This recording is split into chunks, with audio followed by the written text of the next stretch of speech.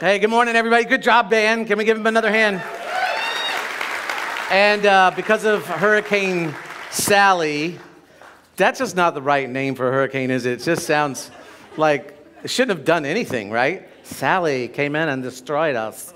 Sounds like a passive-aggressive hurricane, doesn't it? Anyway, because of that, we actually have our online campus watching live for the first time since COVID, probably. So can we just give it up? Pastor A.G. is your commentator on there. He's your moderator, I guess you call it. And I know it's crowded in here because of all our other venues have been canceled because of the weather. But I just want to point out we got a couple of booths still open over here. And I think there's some seating. Well, we got the couch over there, someone on the couch. But is anybody in that room back there? A couple people. So there's some seating up there if you need some seating. Just sorry about the crowd. We just didn't expect all of this. Claire and Ada, we love you guys. Really love their ministry over there. Maybe one day you'll get a chance to go there. I can't tell you where it is because this is live, and so we have to protect their identity. And this will actually self-destruct after 5 seconds. But there's some great surfing there. So I'm going to leave it at that. And last time they were here, this place was a circus. I'm surprised they came back because we made her look, because anybody remember The Greatest Showman? And we had the ring out here and stuff, and they came, and she was the exotic dancer from Bali, and I made him be Crocodile Dundee with a big knife, and that's not a knife. I'm surprised they came back because he was so embarrassed. I was going to make him drink a Foster's because that's Australian for beer, right? They didn't even want to go to Outback. I don't understand it. Let's see. I just want to say, too, that I'm actually kind of nervous without Pastor Graham here next to me. Graham, where are you? Can I just see your face so I can... Okay, thanks. We've been preaching together all summer. I don't know if I can do this by myself. Okay. Thanks for the confidence, my friend. You know, it's funny if you did get a chance to go where they are. And anybody ever been on a short-term mission trip or been to an underdeveloped country? It's crazy when you go to one of these countries where they don't seem to have much. You've probably experienced this, but you can go to, I remember we went and did some ministry in Guatemala, and the people lived in the dump, basically. And yet you see them, and they don't really have anything. Dirt floors, kind of tin roofs, just plywood walls. Yet they seem so happy. And you think that, you think, how can they be so happy they don't have anything? And I'm there, and I just can't wait to get back to my stuff. And it's hard to understand how they can have, almost seems like they're more content, like they're happier, that they have joy.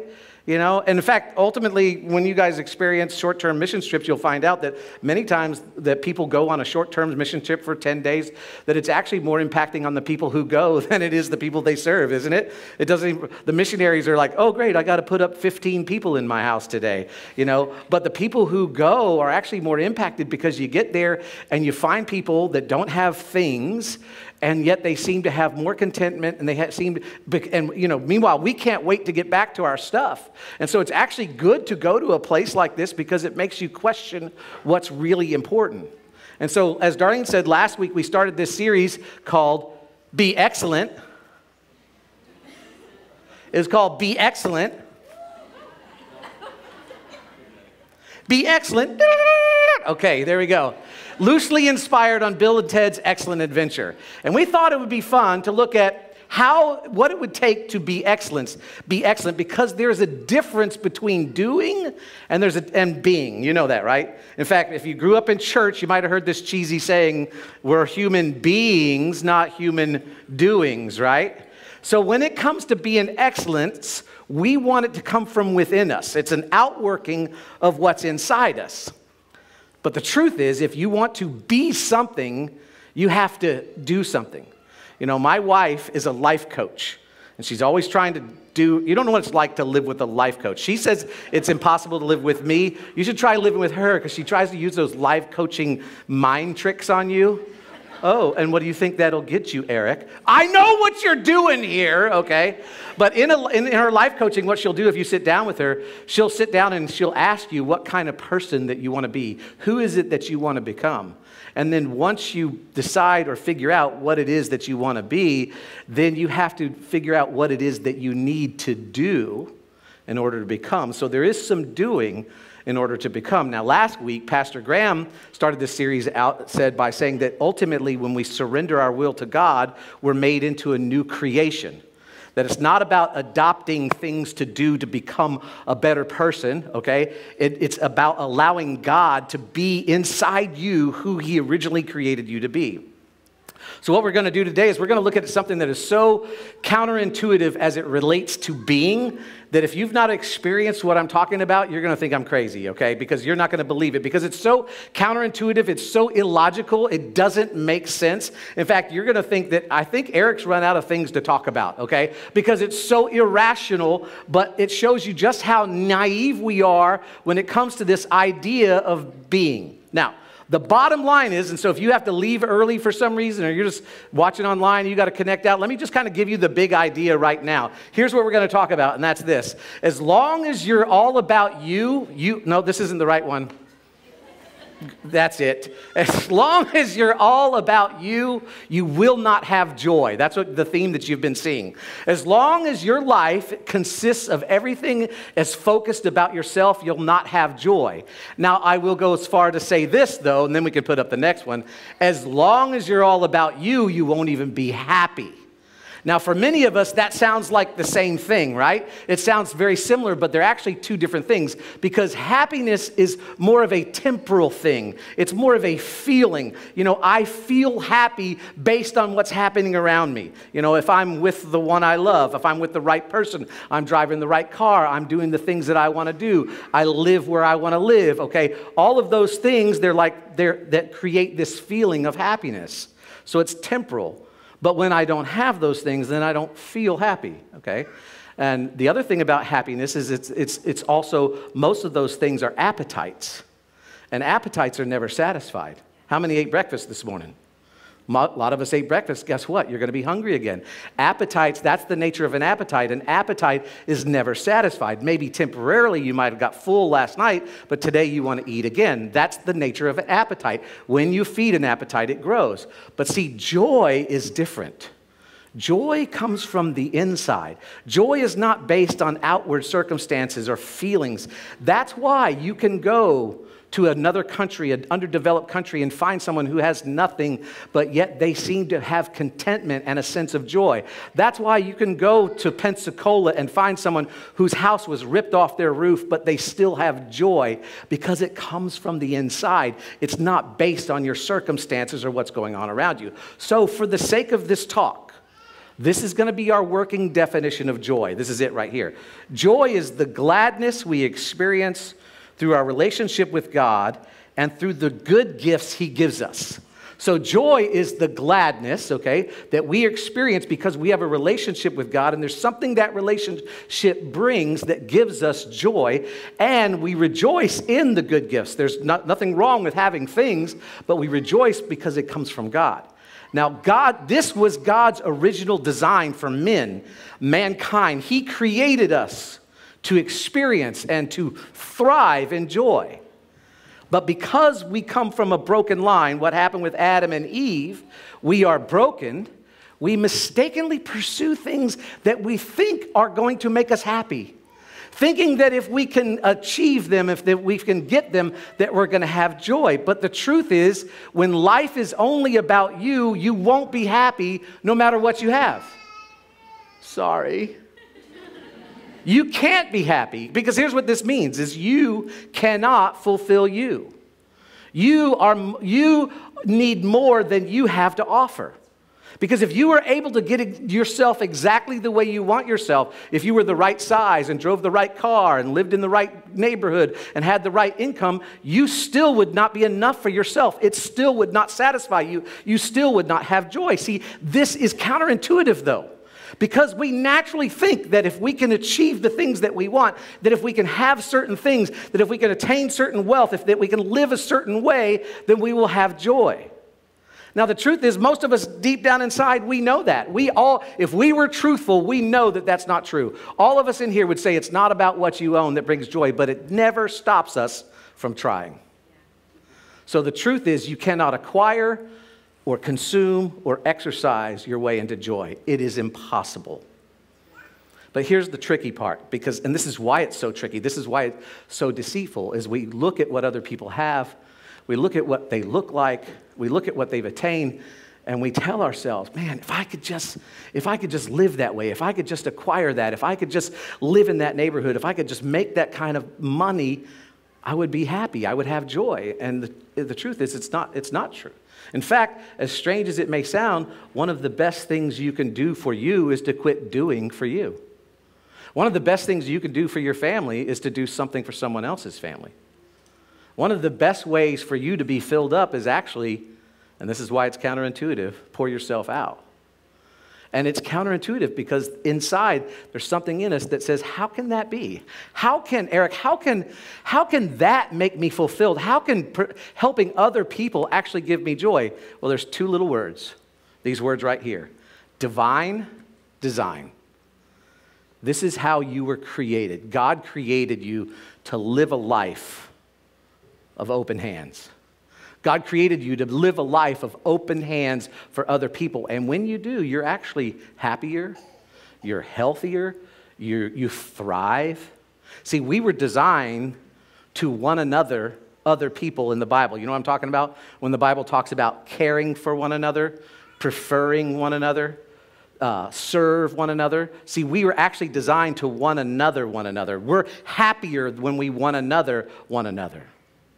Now, here's the hard part, though, is selfishness. We don't have to practice selfishness. We don't have to learn how to be selfish, do you? Anyone teach their 2-year-old how to be selfish? Anyone teach your kid to go, when you get to school, grab the toy and go, mine! Right? It comes natural. That is our default setting. Selfishness is my default setting. I continue to fight it today. But yet it was not part of the divine design. It was a result of the brokenness that entered mankind when Adam and Eve sinned. But the truth is, if you want to find real joy, you got to find a way to give yourself away. Because without that, you will never have joy. Even if you are the best you can possibly be, you will never have joy if it's all about you. In fact, think about this. Some of the most joyful people you know, and they don't have what you have. They don't have the money that you have. Maybe they don't have the looks that you have. You would never trade your life with them. You've thought about this, but you know there's something down inside that they have that you don't have.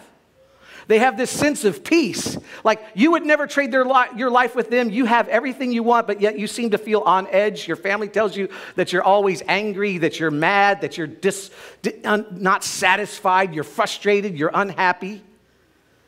And you look at them and deep down you know that they have found a way, even though they don't have what you have, to have joy that doesn't come from what they own or what they do. It comes from inside them.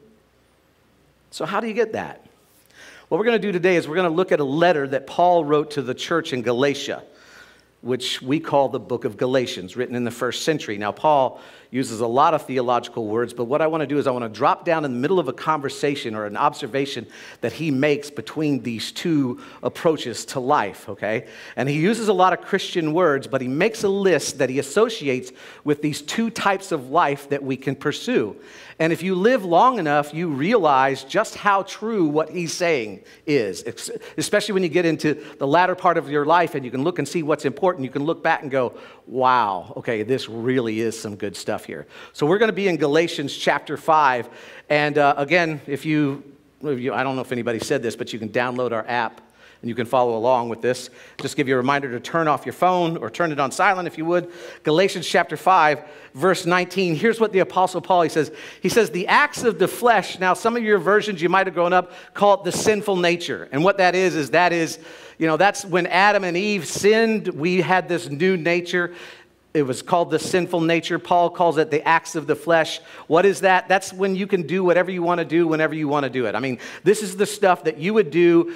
It would come naturally to you, and you would do it if you knew nobody would find out, if your wife wouldn't find out, or your kids wouldn't find out. You could do whatever you wanted whenever you wanted to do it. This is what he calls the acts of the flesh, and then he lists them. He says they're obvious: sexual immorality, impurity, debauchery. We don't really use that word, debauchery. Anybody ever been put on restriction from your parents because you were in debauchery.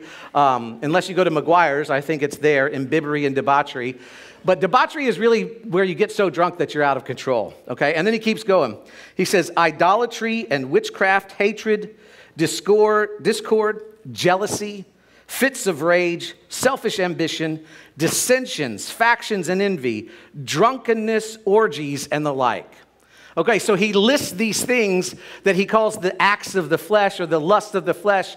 And he says, this is what he's saying. This is the natural, go with the flow, your selfish, natural inclination. This is what it looks like, okay? That if you were to just do what comes natural, this is the stuff that would happen. Now, the thing about this list of what comes natural is that it's always at someone else's expenses. It's always at someone else's expense. The pleasure is always at someone else's expense. Whenever we give in to selfishness, it might be pleasure for you, but it's going to cost somebody else something, okay? Somebody else is going to pay the price, even if you don't get caught. Why? Because remember, all of these things are what we talked about earlier. They're appetites, okay? And as we said earlier, appetites are never satisfied. When you feed an appetite, it grows. The problem with an appetite is when you can't satisfy it, you get angry. You become an angry elf. You get irritable. You get frustrated and unhappy.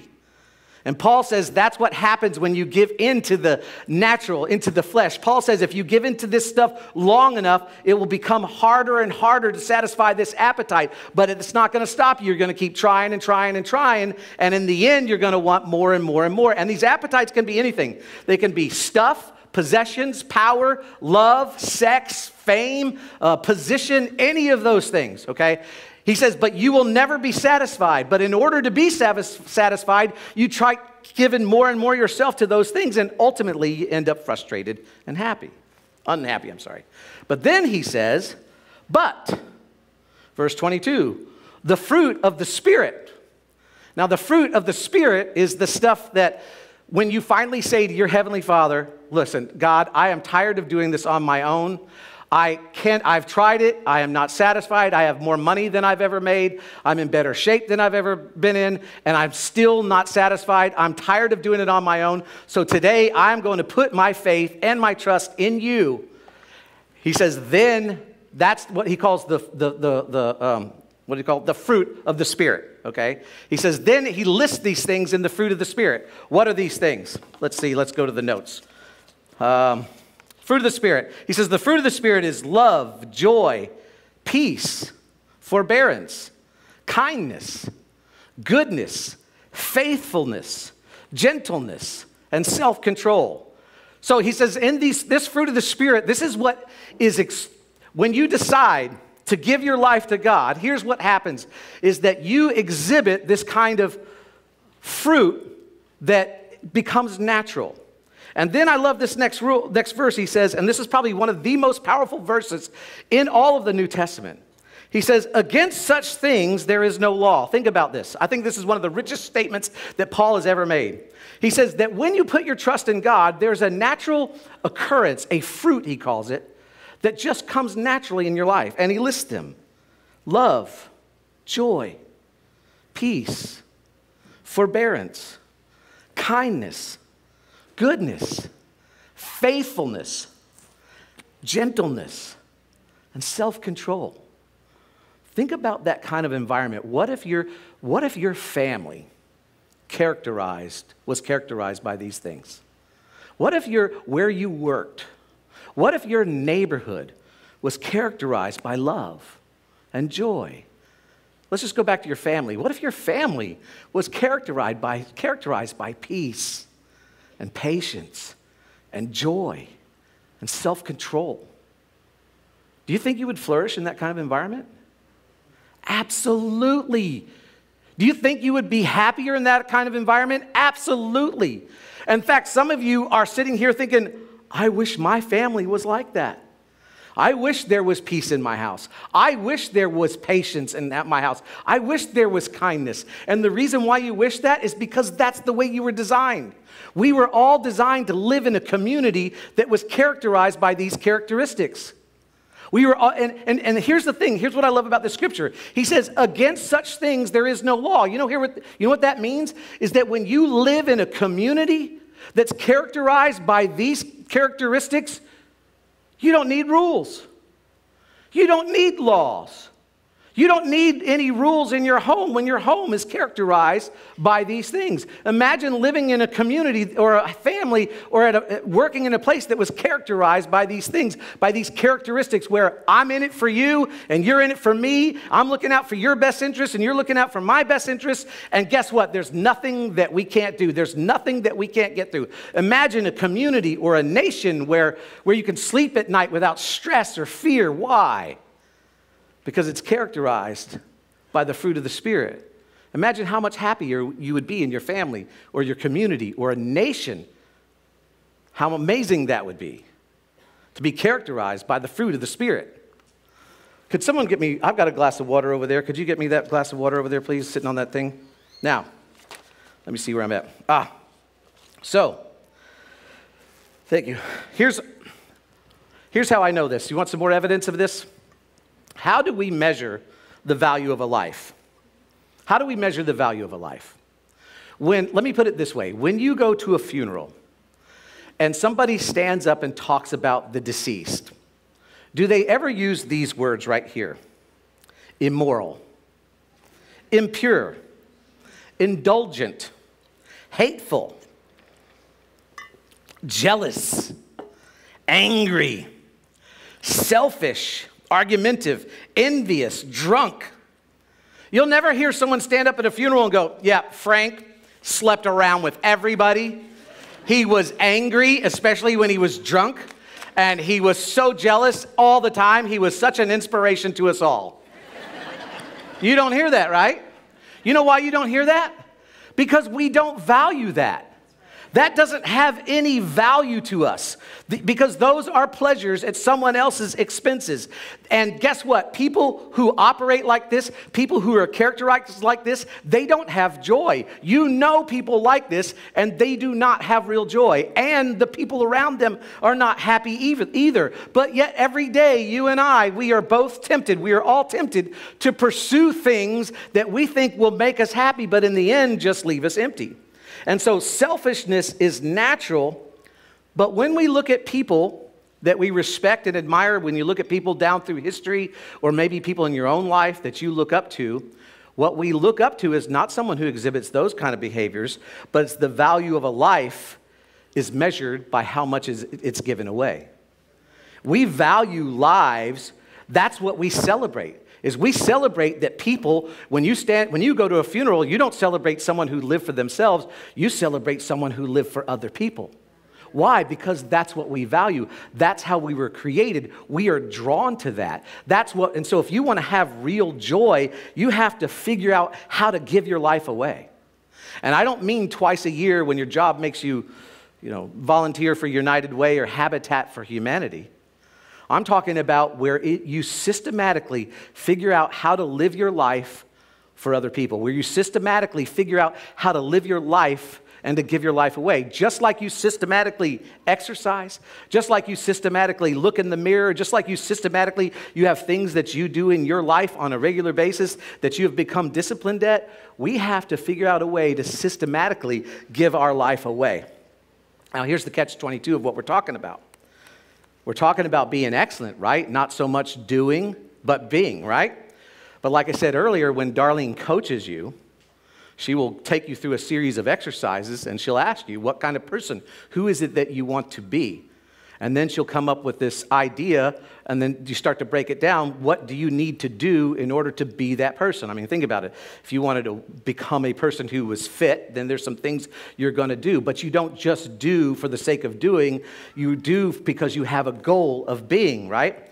Well, Pastor Graham said last week, and the Apostle Paul said it this week, that when you come to a place where you're tired of doing it on your own, when you come to a place where you've put your faith and your trust in what Christ has done, something happens on the inside of you, okay? And Paul says that you're a new person. That's what we talked about last week. That's what Graham talked about.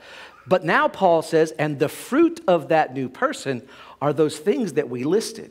That when you come to a place where you say, God, I can't do this on my own. I'm tired of pursuing these things that I think are going to make me happy. I'm tired of pursuing these things that I think are going to give me true joy. And instead, what I'm going to do is I'm going to give my life to you, put my trust in you. The Apostle Paul says you become a new person, and that new person has a fruit.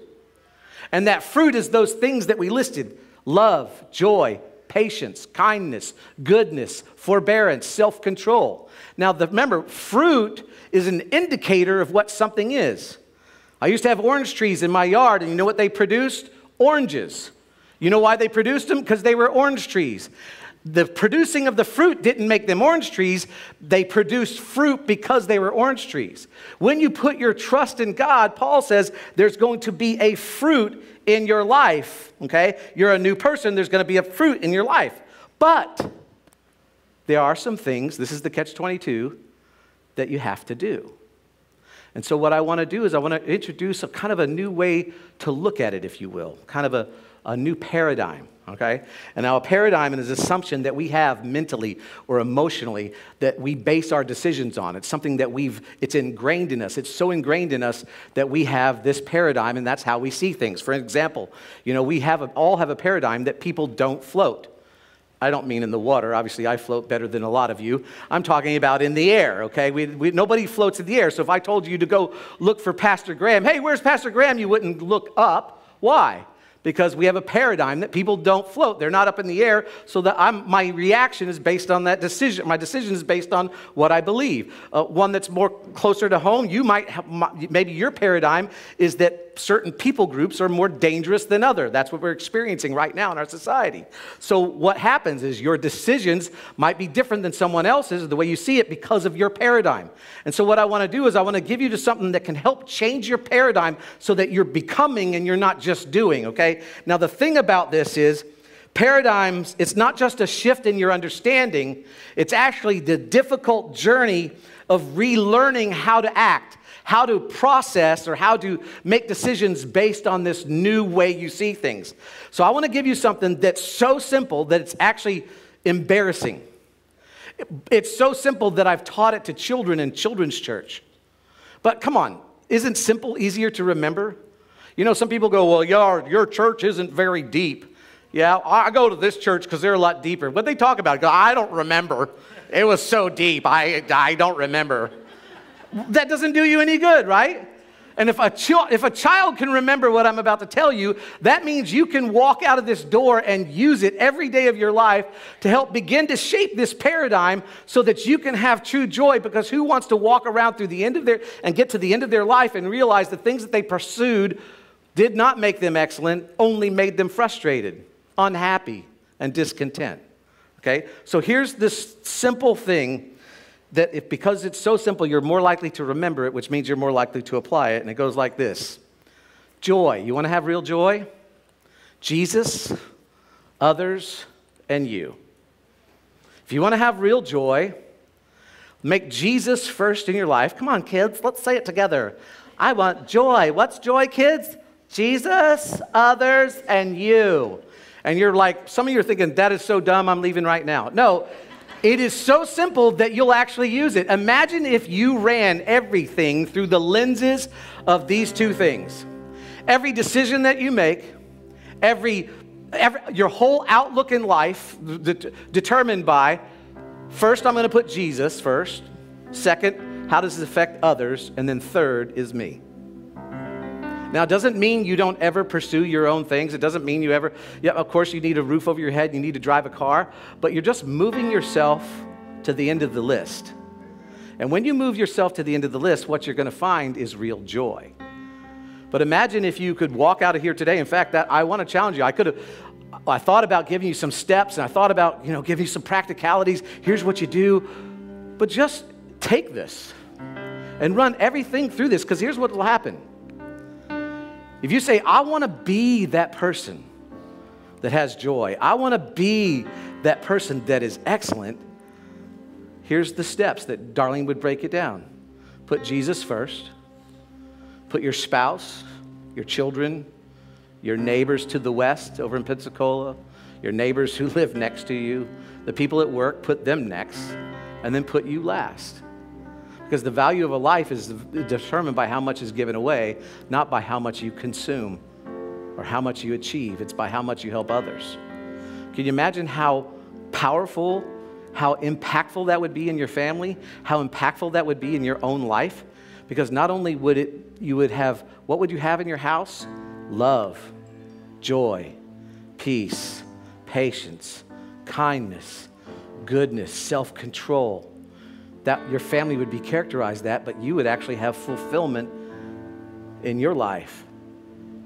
It is the only way to be excellent. Let's pray. Heavenly Father, we're so grateful for your word. We're grateful that, first of all, you sent your son, Jesus. That's the foundation that was laid for us last week, that when we put our trust and our faith in what Jesus has done, that we become a new person. That we don't have to strive to be something for you in order to win your good graces or to win your affections. That Jesus did that for us. And today we find out that there's a fruit that comes from that. That when we allow you to be first in our life, when we allow Jesus to be first, we allow you to grow, and the things that we do be led by you and influenced by you, that we can focus on others, that we can find true joy. Lord, we thank you that your promise is that you will never leave us and you will never forsake us, that we can walk through a year like 2020, that we can walk through pandemics and hurricanes and violence and yet still have the true joy of the Lord, because it doesn't come based on what we do. It comes based on what Jesus did. It comes from the inside. Lord, help us. We want to be better fathers. We want to be better moms and children. We want to be better employees and bosses because of the fruit of the Spirit, because that's who we are, that we can be excellent. In Jesus' name, amen.